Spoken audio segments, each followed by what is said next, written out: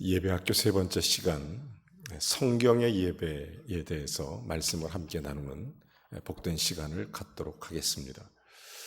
제가 성경은 그러면 여러분은 예배의 교과서입니다, 이렇게 대답해 주시면 되겠습니다. 성경은 그렇습니다. 오늘은 특별히 구약 성경 그리고 신약 성경에 나타난 예배 용어 그리고 다양한 예배의 예를 살펴보면서 참된 예배의 모델을 또 함께 살펴보는 그런 시간을 갖도록 하겠습니다. 아주 재미난 일이 있었습니다. 저는 이 목사님 간증을 듣고 제 마음속에 깊은 감동이 있었습니다. 같이 한번 읽어보겠습니다. 미국 보스턴에 골든 목사님이라는 분이 계셨습니다. 어느 날 그는 사무실에서 설교를 준비하다가 피곤한 나머지 책상에 엎드려 깜빡 잠이 들어 꿈을 꾸었는데 꿈 속에서도 주일이 되어 교회에 많은 사람들이 예배를 드리기 위해서 앉아 있었습니다. 그런데 그 가운데 30세 정도의 낯선 사람에게 자꾸 시선이 갔습니다. 예배가 끝난 후 목사님은 그 사람을 만나보고 싶었습니다. 목사님은 안내위원들에게 그 낯선 사람을 아느냐고 물었습니다. 그랬더니 안내위원이 하는 말이 그 사람이요, 알고 말고요, 예수라고 하는 사람입니다 라는 것이었습니다. 예수라고 하는 바람에 깜짝 놀라 깨어보니 꿈이었습니다. 그 다음부터 골든 목사님은 회중 가운데 예수님께서 와 앉아 계신다고 믿고 설교를 했습니다. 교인들도 예수님을 중심으로 모시는 마음으로 생활을 했습니다. 교회는 능력 있게 부흥했고 주님의 사업에 힘쓰는 교회로 성장했습니다. 마태복음 18장 20절에 보면 두세 사람이 모이는 그곳에 내가 너희들 중에 항상 함께 있느니라. 아멘. 여러분, 우리 주 예수 그리스도가 우리의 모임 가운데 항상 함께 계시는 줄로 믿습니다. 이건 주님의 분명한 약속이죠. 여러분, 진정한 예배는 하나님과 그의 백성의 만남이 이루어지고 그 만남의 감격이 구체적으로 표현되는 현장이어야 하는 것입니다. 우리가 드리는 예배가 하나님과 우리의 깊은 만남이 이루어지는 그런 현장이 될 수 있어야 돼요. 그러므로 예배에 임하는 우리들은 관습적인 예배가 아니라 참된 예배를 분명히 이해하고 또 깊이 깨닫고 예배하는 자가 되어야 됩니다. 여러분, 진정한 만남은 마음의 소리를 들어야 된다고 그래요. 마찬가지로 예배에 참석한 모든 사람들은 각자에게 임하는 하나님의 음성을 들을 수 있어야 합니다. 그리고 그 하나님의 음성에 감사와 찬양으로 경배할 수 있는 그런 사람이 돼야 되는 것입니다.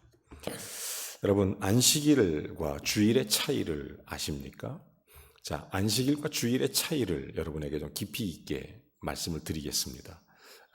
여러분, 구약 성경의 안식일은 하나님께서 6일 동안 천지를 창조하시고 마지막 7째 날을 쉬셨습니다. 창세기 2장 2절 3절에 보면 마지막 7째 날 하나님께서 쉬시죠. 그래서 구약의 안식일은 아무것도 하지 말고 하나님의 창조와 구원을 기억하며 쉬라, 이런 의미입니다. 구약의 안식일은 아무것도 하지 말고, 그래서 유대인들은 안식일을 거룩하게 지킴으로써 오랜 역사 가운데 여호와를 경외하고 민족적 단결을 유지하고 있을 수 있었습니다. 한편 주일은 예수님께서 부활하신 이후에 모든 그리스도인들에게 안식일 다음 날, 즉 오늘 주일날 일요일에 모여서 교제한 것에서 기인하는 것입니다. 예수님께서 부활하신 날을 기념해서 안식 후 첫날, 그래서 주일이라고 합니다. 그 성경의 그 안식일은 야베스라고 그러는데, 그래서 샤베스라고 그러는데, 주일은 로드데이라고 그러죠. 그래서 실제적으로 예수 그리스도가 부활하신 안식 후 첫날을 그렇게 부르게 된 것입니다. 그러니까 주일의 의미는 구약의 안식일과 그리스도의 부활을 기념하는 초대교회 정신을 하나로 묶은 개념입니다. 따로따로가 아니고 하나는 묶은 개념인데, 그러니까 주일 성수의 개념과 유대인들의 안식일의 규례와는 그렇지만 차이가 있습니다. 분명한 차이가 있어요. 자, 정통파 유대인들은 지금도 안식일을 철저히 지킵니다. 그들에게 안식일은 금요일 오후 6시부터 토요일 오후 6시까지 24시간입니다. 안식일에는 노동을 금하게 되어 있습니다. 하나님도 쉬셨기 때문에 모든 사람이 쉬어야 된다. 그래서 여러분 놀랍게도 안식일에는 실제로 제가 기부처에서 생활을 해본 적이 있는데 자동차에 시동도 걸지 않습니다. 만약에 안식일에 급하게 어디 갈 일이 있으면 안식 전날, 그러니까 금요일 6시가 되기 전에 미리 시동을 걸어놓고 안식일에 차를 탑니다.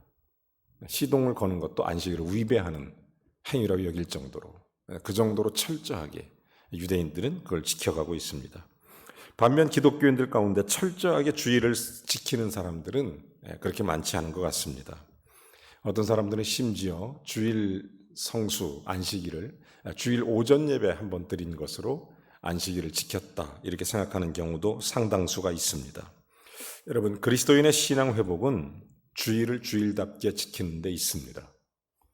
여러분, 주일이나 예배를 통해서 그리스도께서 이루신 부활의 감격을 맛보고 살고 있습니까?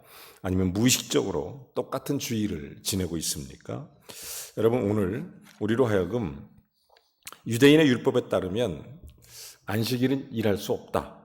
그래서 밥을 지을 수도 없고 또 무거운 짐을 운반할 수도 없고 편지를 쓸 수도 없고 또 불을 피워서도 안 되고 단추를 다룰 수도 없고 이렇게 되어 있습니다. 왜냐하면 안식일은 하나님께서 창조한 일을 마치고 쉬신 날입니다. 그러므로 하나님 백성도 역시 일하지 않고 쉬어야 한다. 이게 유대인들의 주장입니다. 그래서 안식일의 개념은 철저하게 유대인들은 놀랍게도 쉼의 개념입니다. 쉼의 개념.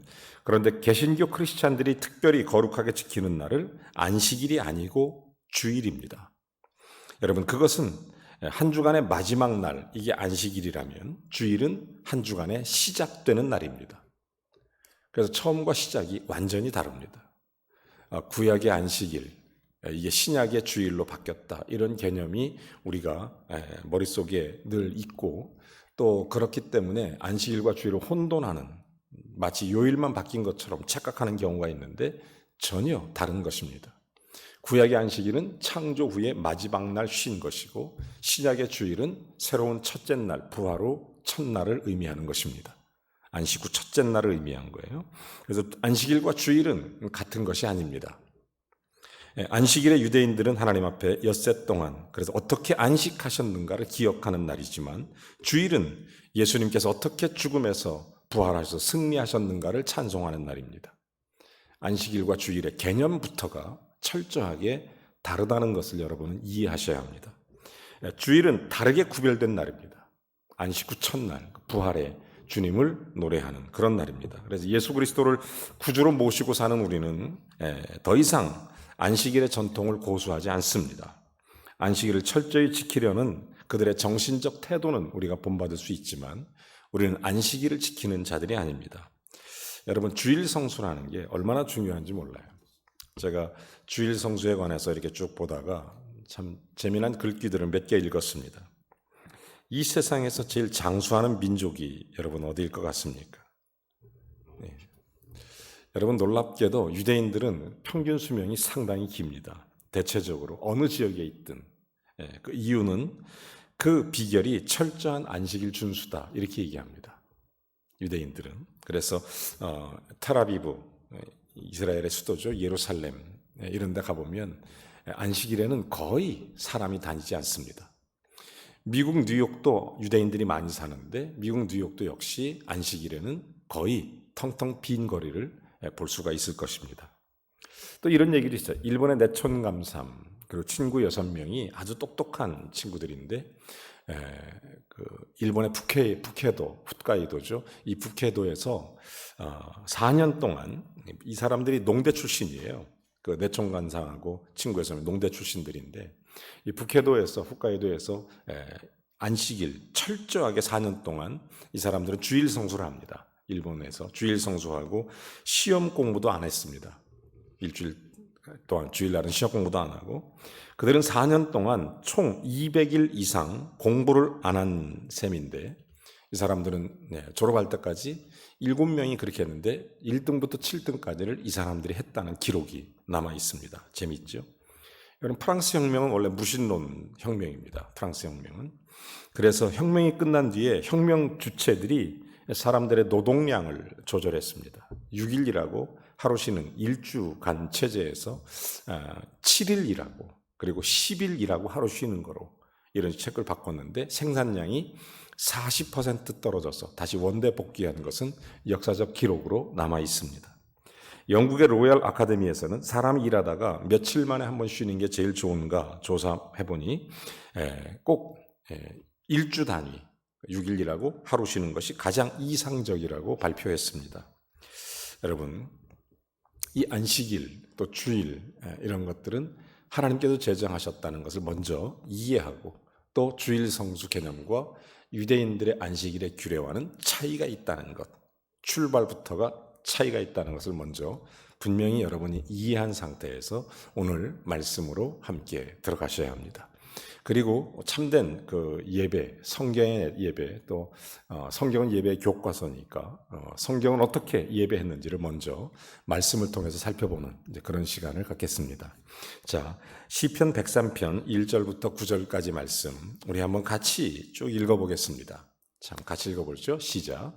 내 영혼아 여호와를 송축하라. 내 속에 있는 것들아 다 그의 거룩한 이름을 송축하라. 내 영혼아 여호와를 송축하며 그의 모든 은택을 잊지 말지어다. 그가 내 모든 죄악을 사하시며 내 모든 병을 고치시며 내 생명을 파멸에서 속량하시고 인자와 긍휼로 관을 씌우시며 좋은 것으로 내 소원을 만족하게 하사 내 청춘을 독수리같이 새롭게 하시는도다. 여호와께서 공의로운 일을 행하시며 억압당하는 모든 자를 위하여 심판하시는도다. 그의 행위를 모세에게 그의 행사를 이스라엘 자손에게 알리셨도다. 여호와는 긍휼이 많으시고 은혜로우시며 노하기를 더디하시고 인자하심이 풍부하시도다. 자주 경책하지 아니하시며 노를 영원히 품지 아니하시리로다. 여러분, 오늘 성경은 다윗이 쓴 감사시 여러분 잘 아시죠? 다윗이 체험한 하나님의 긍휼과 인자하심을 중심으로 해서 하나님께 영광과 찬양을 돌리고 있는 장면입니다. 특별히 찬양을 받으시기에 합당하신 하나님께 두 가지 측면을 강조하는데 하나님의 은혜에 대해서 하나는 하나님의 은혜에 대한 영원성을 강조합니다. 하나님의 은혜는 처음부터 끝까지 나와 함께 하신다. 두 번째는 하나님의 은혜의 보편성. 이것을 다윗이 하나님 앞에 예배 속에 고백하고 있는 장면이 오늘 성경 본문의 장면입니다. 자, 이 말씀을 중심으로 해서 한번 예배의 요소들을 깊이 있게 보도록 하겠습니다. 오늘 성경에 보면 우리가 어떻게 하나님을 경배하고 하나님을 찬양할 수 있어야 되는지, 그러면서 시편 기자는 자신이 어떻게 여호와를 송축하라, 어떻게 여호와를 예배하라고 말합니까? 1절에 보면 내 영혼과 내 속에 있는 모든 것으로 여호와를 송축하라고 말합니다. 여러분, 여기서 내 영혼으로 송축하라. 네페시라고 그래요. 히브리어 네페시. 이건 무슨 얘기냐면 단순한 육체를 제외한 영적인 존재만을 가리키는 것이 아닙니다. 즉, 이 말은 우리로 하여금 생명체뿐 아니라 우리의 몸까지를 포함시키는 겁니다. 내 영혼아. 이것은 사람이 우리 몸이 살아있을 때 있는 우리의 육체가 있을 때 내 영혼이 함께 주님을 찬양하는 내 몸까지 함께 드려지는 것이기 때문에 이 네페시라는 것은 그 모든 그 전 존재 인격이 포함된 몸과 영혼을 말하는 겁니다. 내 영혼아, 내 속에 있는 모든 것, 내 속에 있는 모든 것으로 여호와를 송축하라. 그러면서 계속 이렇게 말하죠. 하나님을 송축하고 예배할 때 잊지 말아야 될 것을 2절은 또 이렇게 말합니다. 2절 한번 볼까요? 여기 보면 하나님의 모든 은혜를 잊지 말지어다. 여러분, 기독교의 예배는 주술적 행위나 무속신앙이 아닙니다. 주술 행위는 예배하는 대상에게 고마움을 표시하지 않습니다. 절대로 고마움을 표시하지 않아요. 여러분, 돌과 나무를 향해서 그저 이기적인 기복 행위만 반복할 뿐입니다. 여러분, 나무에다가 열심히 빌고 기도했다고 해서 그 나무에게 감사헌금을 드리는 사람이 있습니까? 기복신앙이라는 것은 내가 받을 것만 받는 게 기복신앙입니다. 인격적 관계가 이루어지지 않는 그런 관계가 기복신앙이다, 이렇게 말할 수 있어요. 기독교 예배는 살아계신 하나님을 섬기는 거룩한 일입니다. 수술적 행위가 아니죠. 그래서 하나님께서 우리에게 베푸신 은택, 은혜가 뭐냐는 거죠. 그 모든 은택을 잊지 말지어다. 은택. 여러분, 그러면서 계속해서 이렇게 말한다. 모든 죄악을 3절에 보면 사하시며 모든 병을 고치시며. 여러분 여기에 모든 은택이 뭐냐면 여러분 죄사함이 없다면 우리는 은혜의 대상이 아니라 죄와 저주의 형벌의 대상이 되는 것입니다. 자, 하나님의 은택, 이것은 하나님의 은혜를 입은 자를 말하는 거죠. 자, 여기서 모든 병을 고치시며 모든 죄악을 고치시며. 여러분 이것은 그 병이라는 말이 타하루라고 그러는데, 히브리어로 타하루라고 그러는데, 이것은 육체적 질병뿐만 아니라 내면적 고통을 포함시킨 그런 내용을 말하는 것입니다. 우리가 하나님과의 인격적 관계, 하나님의 은택을 잊지 않고 내가 하나님 앞에 주술적 행위가 아니라 내가 필요해서 하나님을 찾는 것이 아니라 주님의 은혜에 대한 감사와 믿음의 고백이 예배로 드러났을 때 주님께서 주시는 놀라운 은혜가 은택입니다. 우리의 죄를 사하고 생명을 주시고 그런 그분은 우리에게 모든 병을 고치십니다. 영혼과 육체의 질병을 함께 포함하는 것입니다. 여러분 고치시며 여호와 라파 많이 들어보셨죠? 라파라는 말인데 히브리어로 이것은 단순히 육체적 의료 행위뿐만 아니라 원래 완전한 상태로 회복시키는 것을 라파라고 합니다. 여호와 라파. 여러분 예배는 이렇게 하나님과 우리의 깊은 관계 속에서 영혼과 육체가 병을 고치시는 하나님의 거룩한 역사가 일어나게 되는 것입니다.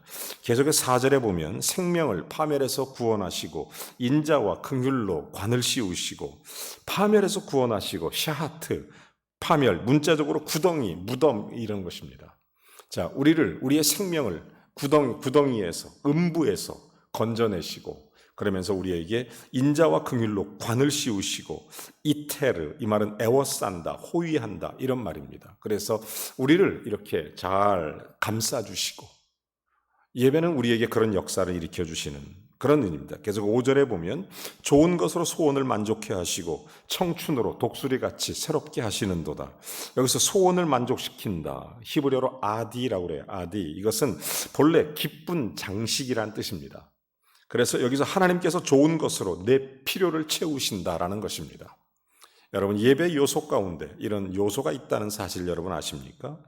뿐만 아니라 독수리같이 새롭게 하시는도다. 이것은 우리의 젊음이 새로워져서 독수리같이 강건하도록 여호와를 앙망하는 자만이 누릴 수 있는 특권입니다. 우리의 영혼이 우리의 삶이 샘솟듯 솟아나는 그런 놀라운 은혜입니다. 6절은 계속 이렇게 말하죠.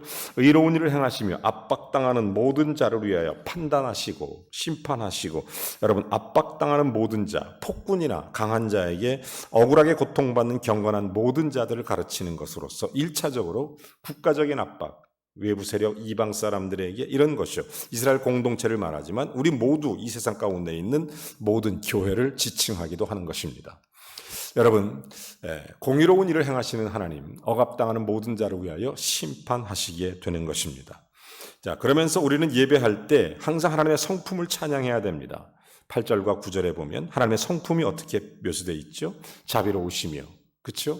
그 다음에 은혜로우시며 노하기를 더디하시며 인자하심이 풍부하시고 그리고 항상 경책하지 않고 노를 영원히 품지 아니하시고 노하기를 더디하시며 우리의 죄에 대하여 즉각적인 질책을 참으신다는 것입니다.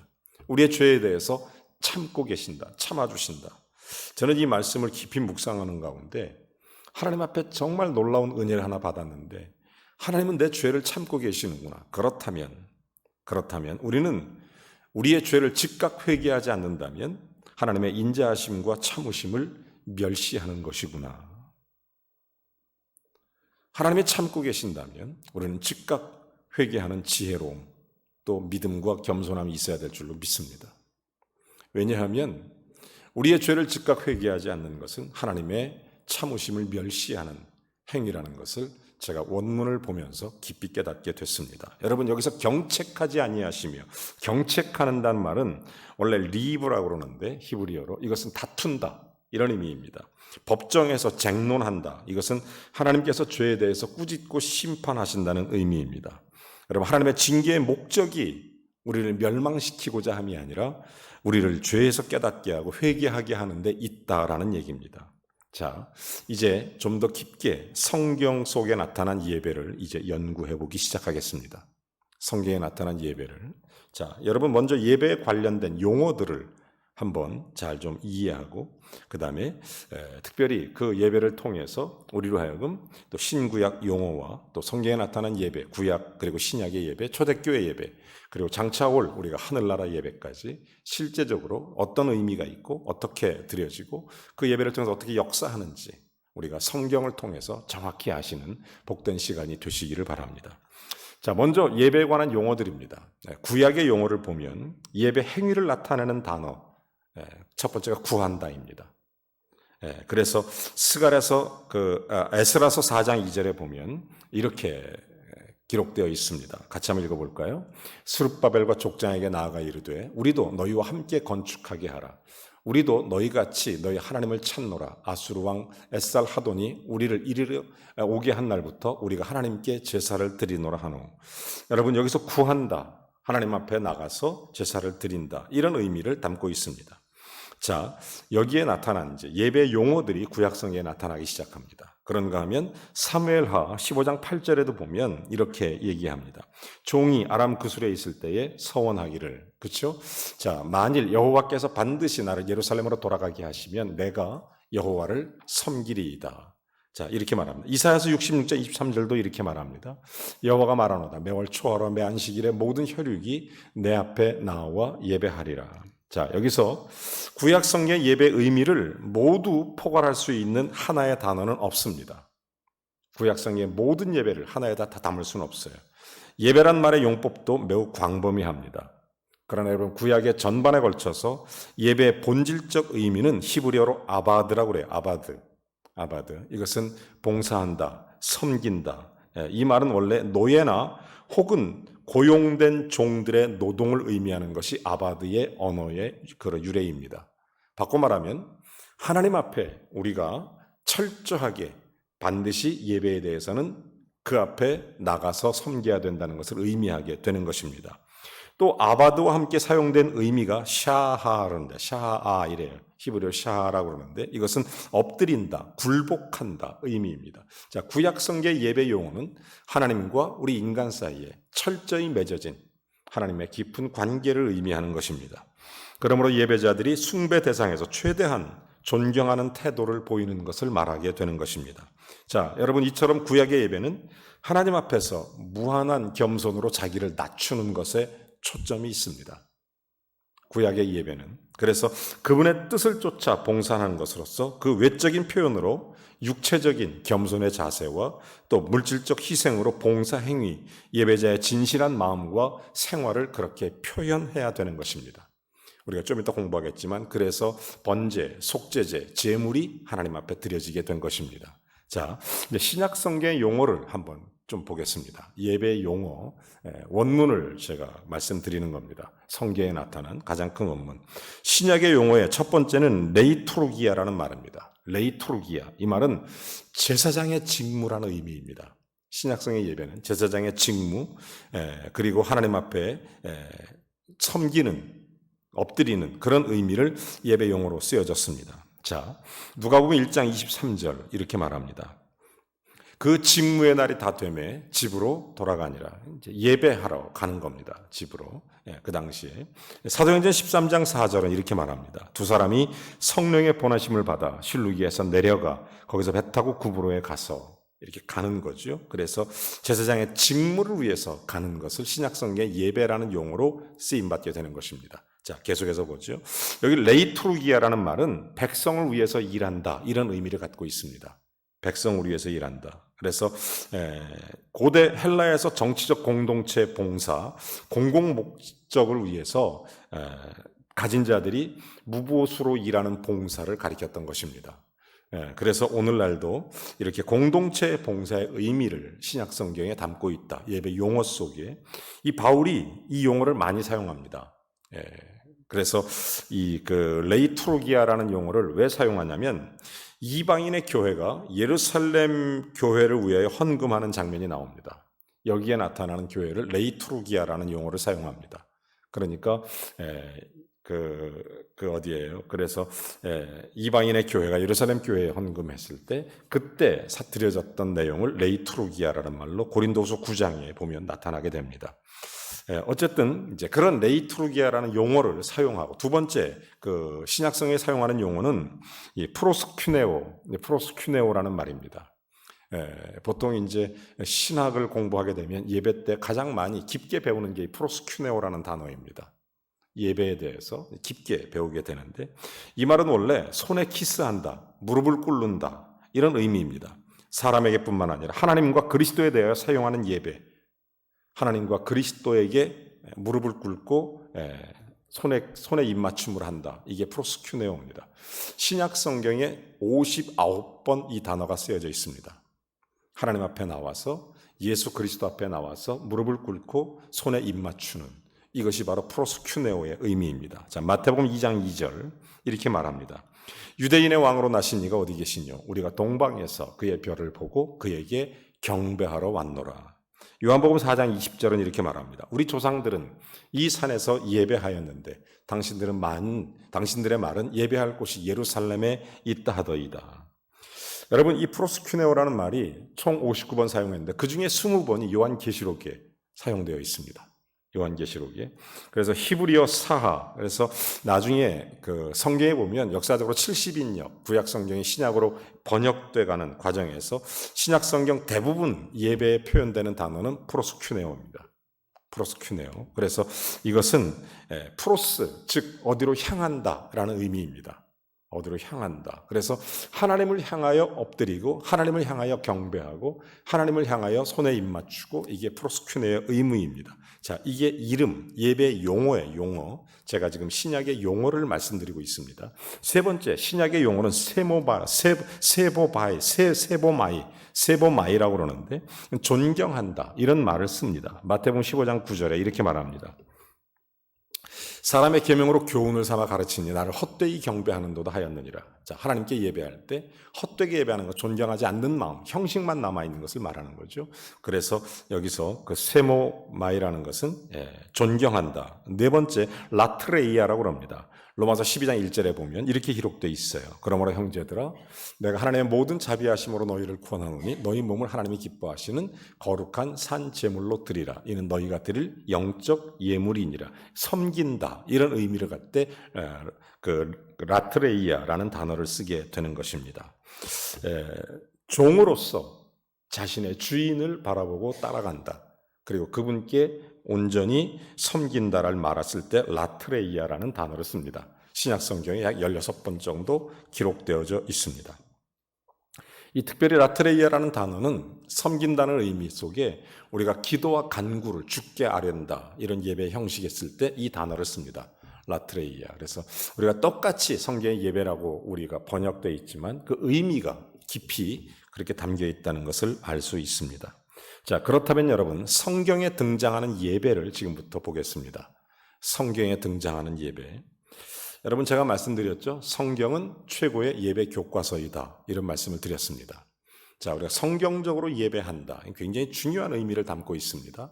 그래서 우리는 성경 말씀을 통해 참된 예배, 하나님이 받으시는 예배가 무엇인지 정확히 알게 되는 것입니다. 성경은 처음부터 끝까지 예배에 대해서 언급하고 있습니다. 창세기부터 요한계시록까지 예배에 대해서 말씀하지 않은 것이 없습니다. 여러분, 구체적으로 예배라는 것을 직접적으로 강조한 규절이 549절 이상입니다. 성경에 예배에 대해서 549절 이상을 구체적으로 가르치고 강조하고 있는 것입니다. 여러분, 기독교 예배의 근원은 성경 속에 있습니다. 성경에 있어요. 성경은 하나님께 특별한 백성을 선택하시고 또 당신을 계시해서 자기를 섬기도록 하셨다, 이렇게 말씀하시고, 하나님의 선택은 그들로 하여금 주변의 국가들과 다른 삶을 살게 했고, 이 택하신 백성을 보고 하나님께 돌아오도록 통로를 만드셨다고 가르칩니다. 여러분, 자, 제가 좀 더 실제적으로 말씀드립니다. 구약 성경의 예배를 잠깐 보겠습니다. 여러분, 구약의 예배에서 실제적으로 드러난 사건은 첫 번째 십계명 사건입니다. 십계명, 구체적인 제시를 하게 되죠. 여러분, 십계명에서 1계명부터 3계명까지 오직 하나님만을 예배할 것을 가르칩니다. 10계명 중에 1부터 3부터 3까지는 오직 하나님만을 예배하라. 출애굽기 20장 3절부터 6절까지 말씀을 한번 읽어보겠습니다. 자, 너는 나 외에는 다른 신들을 내게 두지 말라. 너를 위하여 새긴 우상을 만들지 말고 또 위로 하늘에 있는 것이나 아래로 땅에 있는 것이나 땅 아래 물속에 있는 것에 어떤 형상도 만들지 말며 그것들에게 절하지 말며 그것들을 섬기지 말라. 나 내 하나님 여호와는 질투하는 하나님인즉 나를 미워하는 자의 죄를 갚되 아버지로부터 아들에게로 3, 4대까지 이르게 하거니와 나를 사랑하고 내 계명을 지키는 자에게는 1000대까지 은혜를 베푸느니라. 여러분, 율법 시대 예배는 모세를 통해서 자신을 언약의 하나님 여호와 이스라엘에 계시하고 예배 형식을 요구하셨습니다. 구체적인 예배 형식이 십계명을 통해서 언약 시대에 드러나게 됩니다. 하나님과의 관계 속에서. 그래서 신의 산 언약이라고 그러죠. 이 십계명을 신의 산 언약을 통해서 하나님을 예배할 것을 구체화시킵니다. 우리 백성들에게, 하나님의 자녀들에게. 그래서 새 언약을 백성에게 부여하고 예배를 위한 성소의 내용과 규례, 문제, 제사장 이런 제도를 실제적으로 명하게 된 것이 바로 이 모세 예배의 모습들입니다. 자, 구약성의 예배 살펴보면 특징적인 게 또 하나가 성막이 있습니다. 성막. 하나님은 이스라엘 백성들이 광야에서 예배드릴 수 있도록 성막을 만들게 하셨습니다. 그래서 성소는 지성소, 또 하나님의 영광이 거하는 곳이다. 이렇게 분명히 선언하셨습니다. 출애굽기 25장 22절에 보면 이렇게 말합니다. 같이 한번 읽어보실까요? 거기서 내가 너와 만나고 속죄소 위 곧 증거궤 위에 있는 두 그룹 사이에서 내가 이스라엘 자손을 위하여 내게 명령한 모든 일을 내게 이르리라. 신의 산에서 하나님께서는 우리에게 예배를 위한 성막과 십계명을 간수해야 될 언약궤를 만들게 하셨습니다. 자, 이스라엘 백성들이 하나님께서 모세를 통해서 지시하신 성막을 하나님을 만나는 곳이라고 해서 성막이라고 이름을 짓게 되는 것입니다. 하나님을 만나는 장소. 성막 예배의 특징들이 몇 가지 있어요. 첫 번째는 절기 축제 예배였습니다. 성막 시대 예배. 성막 예배 특제의 첫 번째는 그거예요. 여러분, 이스라엘 3대 절기가 있죠. 유월절, 오순절, 초막절. 유월절은 뭡니까? 출애굽한 이스라엘 백성들을 기념하기 위한 절기. 오순절은 하나님의 부여해 주신 놀라운 축복과 첫 번째 열매로서 하나님께 드려지는 그런 놀라운 그런 지속적 돌보심에 대한 감사 축제일 오순절. 그리고 초막절은 뭐죠? 광야길에서 받은 도움을 하나님의 은혜로 인하여 깊이 한 해의 모든 일을 마치고 감사하는 그런 절기입니다. 그래서 이 성막은 철저하게 하나님 앞에 드려지는 하나님이 임재하시는 곳, 이렇게 해서 성막 예배가 드려지게 되고, 두 번째는 이 성막의 두 번째는 법궤가 있습니다. 법궤가 있어서 법궤를 중심으로 한 희생 제사의 예배였다는 것입니다. 구약시대 예배는. 그래서 성막에서 가장 중요한 위치를 차지하는 것은 법궤였습니다. 소위 언약궤라고 부르죠. 언약궤. 그것은 하나님의 임재의 표징이었습니다. 하나님의 임재의 표징. 그래서 법궤가 있고 하나님의 임재를 나타낸 것입니다. 세 번째 성막 예배는 안식일의 제도가 지켜졌다는 것입니다. 안식일의 제도가 만들어져요. 그래서 이 이스라엘 백성 전체가 지키는 규례. 그래서 이 율법 시대 예배는 이스라엘의 신앙 행위 그리고 하나님 자기 백성에게 구원의 의미에 대해서 가르쳐 주시는 사건들이었습니다. 자, 그런가 하면 이 성막 예배를 위해서 하나님의 특별한 민족, 특별한 족속을 하나 선택하는데 그게 바로 레위 족속입니다. 레위 족속. 이스라엘 백성의 중심에는 뭐가 있었고요? 성막이 있습니다. 성막 중심에는 언약궤가 있었고 이를 중심으로 예배를 주관하는 제사장을 세우게 되는데 이게 성막 봉사를 돕는 자라는 의미를 갖고 있는 레위인을 뽑게 되는 것입니다. 그래서 이스라엘 다른 지파들의 원형으로 진을 쌓게 되고 레위 지파가 성막 속에 있고 나머지 11지파가 성막을 둘러싸는 형태의 이런 이스라엘 백성의 공동체를 세워가게 되는 것입니다. 민수기 1장 52절부터 민수기 2장 2절까지 보면 내용이 쭉 나오는데 같이 한번 읽어보시죠. 이스라엘 자손은 막사를 치되 그 진영별로 각각 그 진영과 군기 곁에 칠 것이나 레위인은 증거의 성막 사방에 진을 쳐서 이스라엘 자손의 회중에게 진노가 임하지 않게 할 것이라. 레위인은 증거의 성막에 대한 책임을 지킬지니라 하셨음이니라. 자, 이스라엘 자손이 그대로 행하되 여호와께서 모세에게 명령하신 대로 행하였더라. 여호와께서 모세와 아론에게 말씀하여 이르시되 이스라엘 자손은 각각 자기 진영의 군기와 자기의 조상의 가문의 기호 곁에 진을 치되 회막을 향하여 사방으로 쳐라. 자, 이렇게 실제적으로 성막 중심의 이스라엘 공동체 예배가 드려졌다는 것을 알 수 있습니다. 성막의 그런 예배 네 번째는 각종 제사가 드려지게 된다는 사실입니다. 성막 예배에서부터 각종 제사가 드려지게 돼요. 여러분, 아벨이 하나님께 인정을 받은 후에 하나님께 드리는 것도 예배를 통해서였습니다. 구약성에 보면 아담과 하와 이후에 죄를 범하고 하나님과의 관계 속에 끊어져서 밖으로 쫓겨나죠. 그 죄 속에 힘들고 고통 가운데 하나님께 은혜를 베푸시는 것입니다. 그에게 자녀를 주었고 가인과 아벨 가운데 아벨의 예배를 받으시는 장면이 나와요. 자, 여러분 히브리서 11장 4절에 보면 이렇게 말합니다. 믿음으로 아벨은 가인보다 더 나은 제사를 하나님께 드림으로 의로운 자라 하시는 증거를 얻었으니 하나님이 그 예물에 대하여 증거하심이라. 저가 죽었으나 그 믿음으로써 오히려 말하느니라. 자, 아벨이 하나님께 인정받은 것도 예배였습니다. 자, 홍수가 끝났습니다. 이제 노아가 맨 처음 한 일이 여러분 무엇입니까? 창세기 8장 20절에 보면 이렇게 말합니다. 노아가 여호와께 제단을 쌓고 모든 정결한 짐승과 모든 정결한 새 중에서 제물을 취하여 번제를 드렸더니 노아가 하나님께 인정받은 것도 바로 예배였습니다. 여러분, 다윗이 그 뒤를 이어 왕이 된 솔로몬도 하나님께 일천 번제를 드리는 장면이 나옵니다. 열왕기상 3장 4절에 보면 그런 구체적인 예배 모습이 나오는 거예요. 여러분, 구약 성경에 나타난 예배를 여러분에게 지금 보여드리고 있는 것입니다. 여러분, 창세기 12장 7절 8절을 먼저 봅니다. 여호와께서 그 아브라함에게 나타나 가라사대 내가 이 땅을 내 자손에게 주리라 하신지라. 그가 자기에게 나타나신 여호와를 위하여, 그렇죠? 여호와를 위하여. 그가 그곳에서 제단을 쌓고 아브라함도 제단을 쌓고 열왕기상에 보면 솔로몬의 이야기가 나오죠. 자, 이에 왕이 제사하러 기브온에 가니 거기서 산당이 큼이라 솔로몬이 그 제단에 1천 번제를 드렸더니 구약 성경에 나타난 여러분 레위기에는 구체적인 예배에 대한 순서가 나옵니다. 성경 구약 성경에 보면 예배 순서가 구체적으로 나오게 되는데 레위기 1장부터 6장 7절까지 이게 이제 예배 순서에 대해서 쭉 나오고 6장 8절부터 그때는 이제 조금 순서가 바뀌기 시작합니다. 예배 순서가.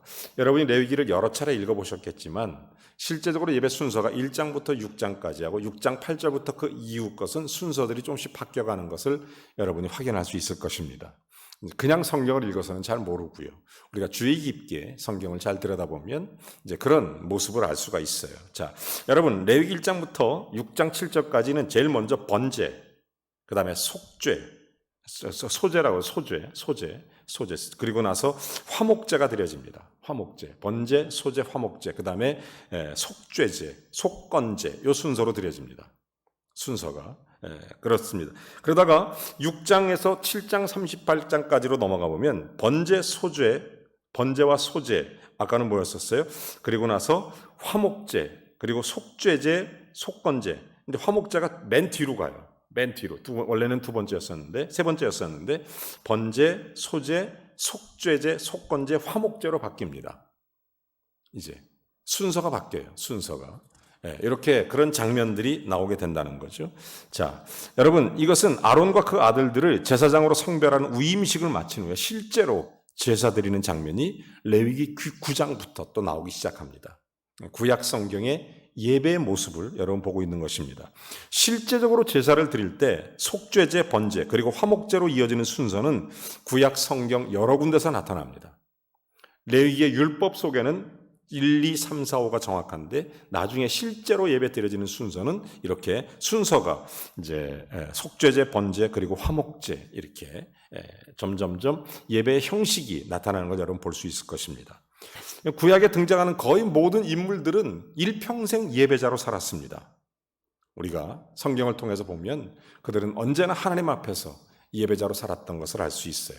자, 이제 신약 성경 예배 형태를 좀 보겠습니다. 나중에 제가 종합적으로 예배에 대해 설명하도록 하고, 자, 신약 성경 예배는 어떤 예배가 있습니까? 첫 번째, 예수님의 예배를 보십시오. 자, 요한복음 4장 23절에 이렇게 말씀하십니다. 자, 아버지께 참되게 예배하는 자들은 영과 진리로 예배할 때가 오나니 곧 이때라. 아버지께서는 자기에게 이렇게 예배하는 자들을 찾으시느니라. 여러분, 예수님의 생애는 일평생 예배하는 생애였습니다. 특별히 예수님의 관심은 언제나 하나님 아버지께 영광을 돌리시는 일이었습니다. 여러분, 요한복음 12장 28절에도 우리에게 그런 말씀을 해주십니다. 아버지의 이름이 영광스럽게 하옵소서. 하늘에 소리가 나서 이르되 내가 이미 영광스럽게 하였고 또다시 영광스럽게 하리라 하시니, 예수님의 예배는 일평생 또 규칙적으로 안식일 회당에 참석하셨습니다. 누가복음 4장 16절에도 보면 예수께서 살아난 나사렛을 안식일에 늘 하던 대로 회당에 들어가서 성경을 읽으려고 서심해. 그런가 하면 누가복음 6장 7절부터 10절까지 보면 안식일의 참된 의미를 깨우쳐 주시기도 합니다.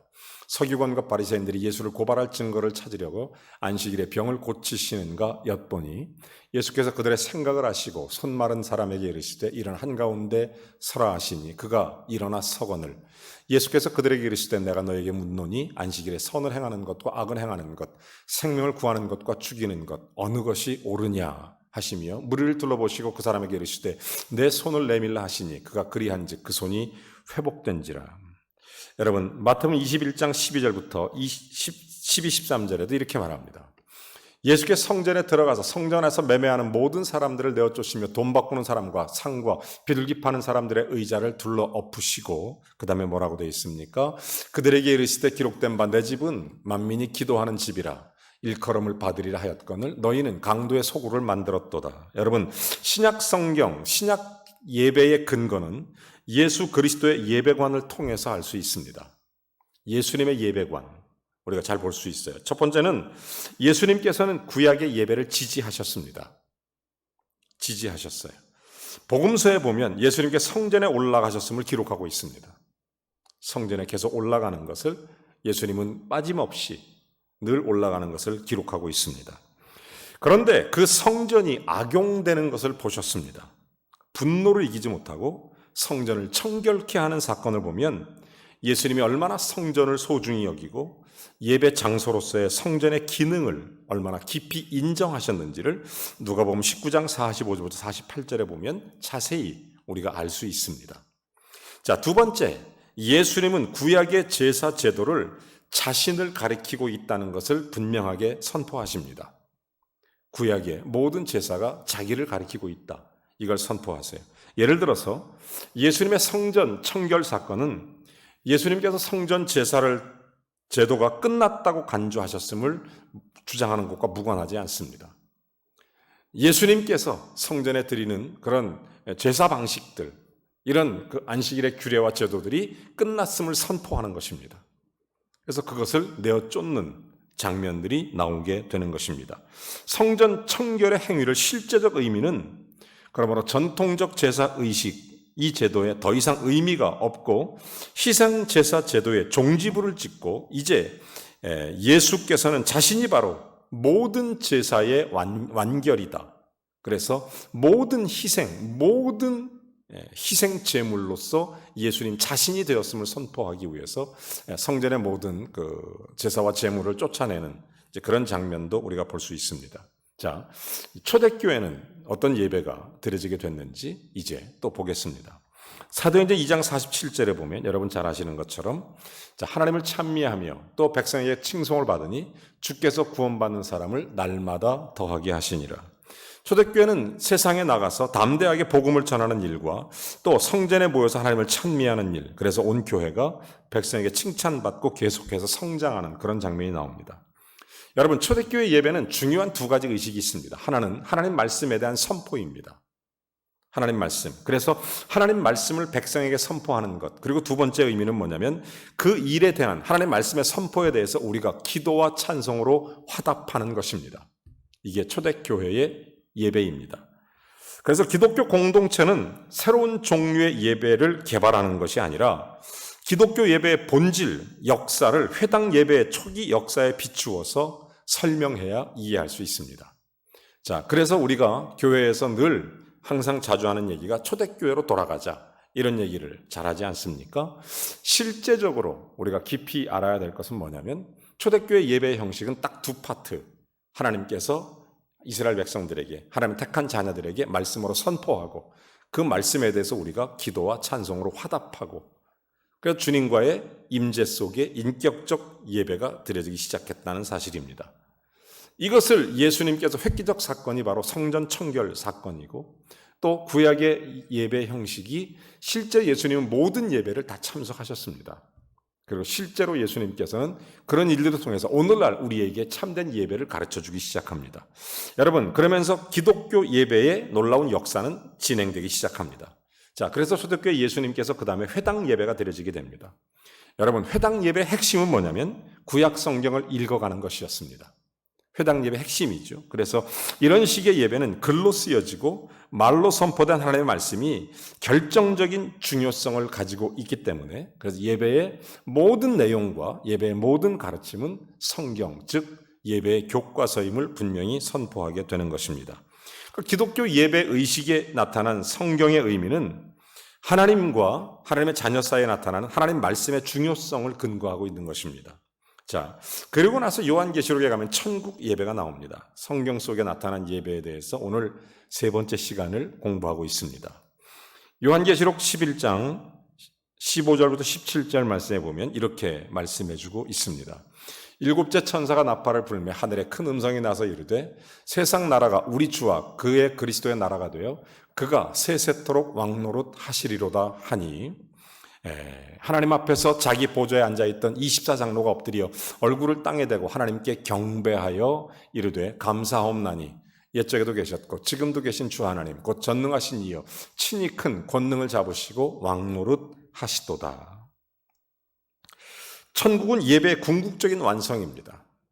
그래서 계시록에 보면 구원받은 하나님 자녀들이 한 마음과 한 뜻으로 예배 드리며 하나님의 영광과 존귀와 능력을 찬양하는 그런 장면이 나옵니다. 예배의 결과 성령 안에서 의와 평강과 희락을 영원히 맛보게 되는 것을 깨닫게 해주는 것입니다.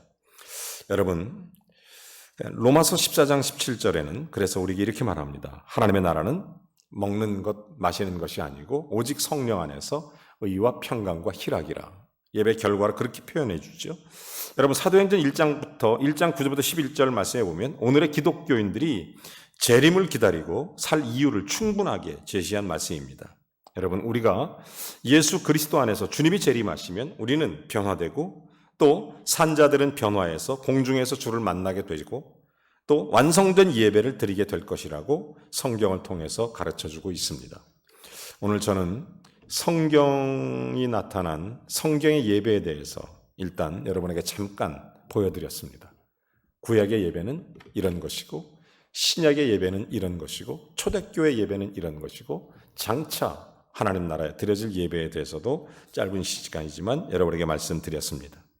특별히 구약 성경에서 핵심적으로 볼 수 있는 것은 모든 하나님의 자녀들은 예배했다는 것, 그리고 이제 율법 시대에 들어와서 처음으로 하나님과의 관계 속에서 예배 형식이 만들어지게 되는데 대표적인 것이 바로 성막입니다.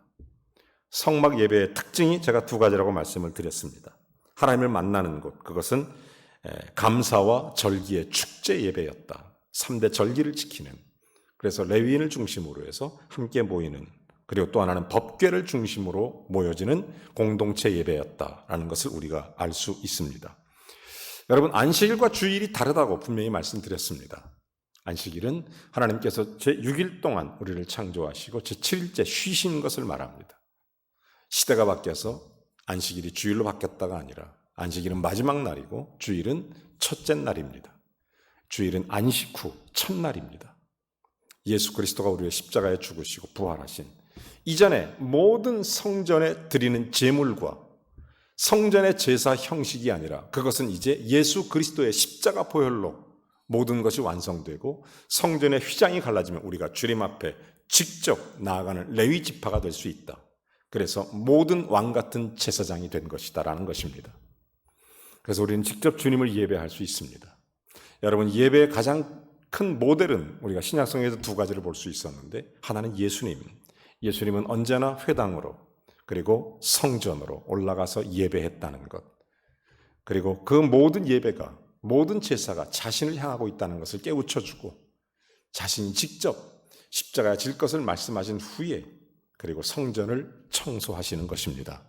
그리고 이제 예수 그리스도를 통해서 참된 예배가 우리에게 드려질 수 있도록 주님 앞에 나아가게 한 것이고, 예배에 대한 더 깊은 하나님의 귀한 가르침은 하나님의 말씀의 선포와 그리고 그 말씀의 선포에 대한 우리들의 감사와 찬송의 고백이 함께 맞물려 인격적으로 반응하는 것이 초대교회 예배였다는 것을 알 수 있습니다. 여러분, 이제 신약시대, 성령시대에 접어든 이때 우리가 그리스도 예수와 함께 하나님을 섬기며 예수 그리스도의 은혜 속에 구원받은 우리가 신령과 진정으로 예배의 단어, 예배의 그 단어의 의미를 제가 설명드렸습니다. 엎드려 경배하고 정성껏 최선을 다해 하나님 앞에 내 모든 삶의 주인이 하나님인 것을 고백해서 신령과 진정으로 거룩한 산 제사가 되어져 나아갈 때 하나님께 참된 예배가 되는 것입니다. 사랑하는 여러분, 예배는 습관도 아니고 종교적 의식도 아닙니다. 그것은 안식일이에요. 예배는 하나님과의 인격적 만남이고 깊은 성령의 교통하심이며 살아계신 하나님의 임재입니다. 여러분, 예배에 오면 시편의 말씀처럼 여호와를 송축할 뿐 아니라 우리의 모든 죄를 참으시며 사하시며 경책하지 아니하시며 용서하시며 우리의 병을 고치시며 우리를 새롭게 하시며 우리를 능하게 하시며 주의 권능을 부어주시는 하나님의 놀라운 성령의 교통해짐이, 주의 놀라운 임재하심이 가득한 하나님의 임재 속으로 들어가고 주 예수 그리스도가 우리를 온전하게 덮으시는 그런 예배 속으로 나아가게 되는 것입니다. 사랑하는 여러분, 우리가 평생 주님 앞에 예배자로 주께 승리하게 되시기를 바랍니다. 오늘은 성경에 나타난 예배에 대해서 보았습니다. 다음 시간은 예배에 대해서 더 깊게 공부하게 될 것입니다. 다음 시간은 예배의 태도에 대해서 볼 텐데, 우리가 어떻게 하나님께 나아가야 하나님 우리를 만나주시는지, 실제적으로 어떻게 하나님이 응답하시는지 예배자에 대해서 깊게 배우게 될 것입니다. 여러분, 우리가 이번 주간에도 하나님 앞에, 살아계신 하나님 앞에 예배자로 승리하는 하나님의 종들이 되시기를 주의 이름으로 축원합니다.